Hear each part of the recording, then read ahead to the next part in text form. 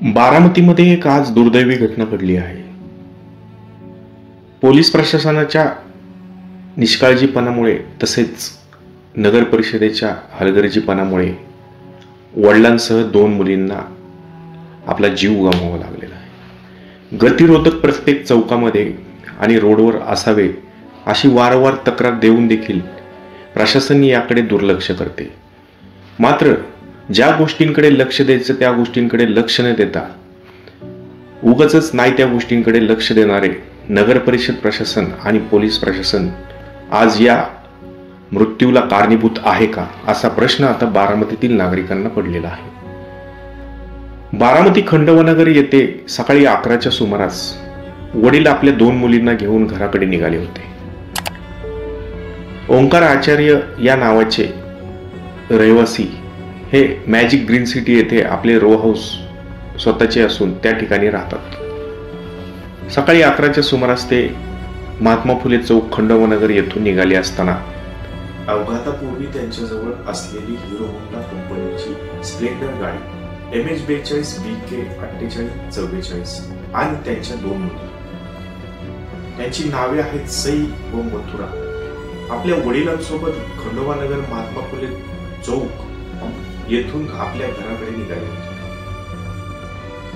जवळच्या वळणावर एक टाटा कंपनीचा हायवा MH16CA 0212 आणि गाडीवरील ड्रायव्हर दशरथ दत्तात्रय डोळे हा गर्दीच्या परिस्थितीकडे दुर्लक्ष करत हायगईने अविचाराने रहदारीच्या नियमाचे उल्लंघन करत नियंत्रणाकडे दुर्लक्ष करत चौकातून भरधाव वेगात चाललेला असताना अचानक ओंकार आचार्य याच्या स्प्लेंडर मोटरसायकलला ओव्हरटेक करून त्याला धडक दिली.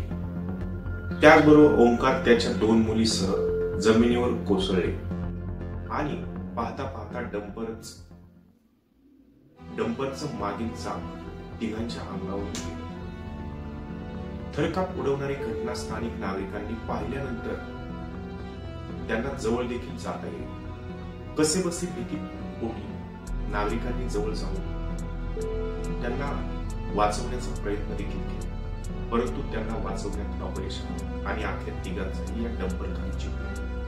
या मृत्यूमध्ये मुलीचे वडील ओंकार राजेंद्र आचार्य यांचे वय 36 वर्ष असून त्यांच्या 2 मुलींची म्हणजेच सई ओंकार आचार्य वय 10 वर्ष आणि मथुरा आचार्य वय 4 वर्ष यांचा जागीच मृत्यू झाला.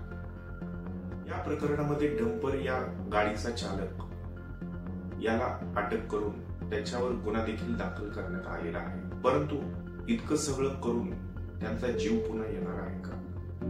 अशा अपघाताकडे पोलीस प्रशासन तसेच नगर परिषद प्रशासन कधी लक्ष देणार आणि पुढे होणाऱ्या दुर्दैवी दुर्घटनांना आळा कधी बसणार, असा प्रश्न आता सबंध बारामतीतील नागरिकांना सतावू लागलेला आहे.